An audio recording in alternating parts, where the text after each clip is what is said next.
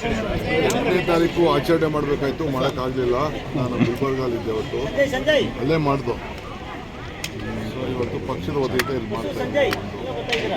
ಮಧ್ಯಾಹ್ನ ಬೆಂಗಳೂರು ನಗರಕ್ಕೆ ಸಂಬಂಧಪಟ್ಟಂತೆ ಎಲ್ಲ ಕಾರ್ಪೊರೇಟರ್ಗಳು ಚುನಾವಣೆಗೆ ಸ್ಪರ್ಧೆ ಮಾಡಿದಂಥವನ್ನೆಲ್ಲ ಕರೆದಿದ್ದೀವಿ. ಅದಾದ್ಮೇಲೆ ಪದಾಧಿಕಾರಿಗಳು ಕರೆದಿದ್ದೀವಿ. ಸೊ ಇವತ್ತು ಶನಿವಾರ ಈ ಕಾರ್ಯಕ್ರಮ ಇದೆ. ಬಿಜೆಪಿ ಚುನಾವಣೆಗೆ ಖಂಡಿತ ನಾವು BBMP ಚುನಾವಣೆ ಮಾಡಲೇಬೇಕು. ನಿಮಗೆ ಎಷ್ಟು ದಿನ ನಾವು ತಪ್ಪಿಸ್ಕೊಂಡು ಅಸೆಂಬ್ಲಿ ಎಲ್ಲ ಪಾಸ್ ಆಯಿತು. ಆದ್ಮೇಲೆ ಈಗೆಲ್ಲ ಪಾರ್ಟಿಯವ್ರನ್ನ ಅವರು ಕೆಲವೆಲ್ಲ ಅನ್ಅಫಿಷಿಯಲ್ ಆಗಿ ಕೆಲವು ಸಲಹೆಗಳನ್ನು ಕೊಟ್ಟಿದ್ದಾರೆ. ಅಫಿಷಿಯಲ್ ಆಗಿ ಅವರ ಸಲಹೆ ಕೇಳಿ ಕಾರ್ಪೊರೇಷನ್ ಎಲೆಕ್ಷನ್ ಮಾಡಲೇಬೇಕು. ಸರ್, ಮುಸ್ಲಿಮರಿಗೆ 4% ರಿಸರ್ವೇಷನ್ ಅನ್ನೋ ಕ್ಯಾಬಿನೆಟಲ್ಲಿ ಚರ್ಚೆ ಆಗಿದೆ, ನಾಳೆ ಬಿಲ್ ಆಗುತ್ತೆ. ಯಾರು ಹೇಳಿದ್ದು 4% ಮುಸ್ಲಿಂ ಕೊಡ್ತಾ ಇಲ್ಲ? 4% ಅನ್ನೋದು ಸುಳ್ಳು. ಇನ್ನೆಷ್ಟು ಪರ್ಸೆಂಟ್ ಸರ್? ಅಲ್ಪಸಂಖ್ಯಾತರಿಗೆ ಅಂತಿದೆ.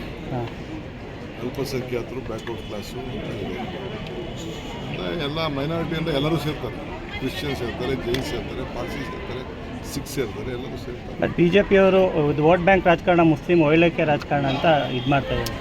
ನಮ್ಮನ್ನ ನೆನೆಸ್ಕೊತಾ ಇರಬೇಕು, ಅವ್ರು ಮಾತಾಡ್ತಾ ಇರಬೇಕು, ಗಟ್ಟಿ ಮಾಡ್ತಾ ಇರಬೇಕು. ಅವರು ನಾವು ಬೇರೆಯವ್ರ ಹಕ್ಕನ್ನು ಯಾರ ಹಕ್ಕನ್ನು ತೆಗೆದಾಕ್ತಾರೆ. ಬೇರೆಯವ್ರ ಹಕ್ಕನ್ನು ಅವ್ರು ಕೊಡ್ತಾ ಇದ್ದೀವಿ. ಅವ್ರಿಗೆ ಒಂದು ಅವ್ರು ಬದುಕೋಬೇಕಲ್ಲ. ಸರ್, ಹಾಗೆ ಕೆಲವು ಶಾಸಕರು ಬ್ಲ್ಯಾಕ್ ಮೇಲ್ ಮಾಡ್ತಾರೆ. ಕಸ ವಿಲೇವಾರಿ ವಿಚಾರದಲ್ಲಿ ಯಾವ ಪಕ್ಷಿ ಶಾಸಕರು ಬ್ಲ್ಯಾಕ್ ಮೇಲ್ ಮಾಡ್ತಾ ಇದ್ದಾರೆ ಸರ್? ಈಗ ಎಲ್ಲಿ ಕಸ ನಿಂತಿದೆ ಅಲ್ಲಿ ನೋಡಿ ನೀವು ಗೊತ್ತಾಗುತ್ತೆ. ಸರ್, ಈಗ ಸರ್ ತಮಿಳ್ನಾಡು ಹೋಗ್ತಾ ಇದ್ದಾರೆ ಸರ್, ಡಿಲಿಮಿಟೇಷನ್ ವಿಚಾರಕ್ಕೆ ಸಂಬಂಧಪಟ್ಟಾಗೆ 22ನೇ ತಾರೀಕು ಮುಖ್ಯಮಂತ್ರಿಗಳು ನನಗೆ ಇಬ್ಬರಿಗೂ ಅವರು ಇನ್ವೈಟ್ ಮಾಡಿದರು. ಮುಖ್ಯಮಂತ್ರಿಗಳು ನನಗೆ ನಿರ್ದೇಶನವನ್ನು ಕೊಟ್ಟಿದ್ದಾರೆ. ಸೊ ಪಕ್ಷದ ಪರವಾಗಿ, ಸರ್ಕಾರದ ಪರವಾಗಿ ನೀನೇ ಹೋಗಬೇಕು ಅಂತ ಹೇಳಿದ್ದಾರೆ. ಸೊ ಅದಕ್ಕೆ ನಾನು ಗೊತ್ತಾಯಿತು. ಸರ್ಕಾರದ ಏನು ಸರ್ ಸ್ಟ್ಯಾಂಡ್ ಏನು ಸರ್ ಈ ವಿಚಾರದಲ್ಲಿ ತಿಳಿಸ್ತೀನಿ.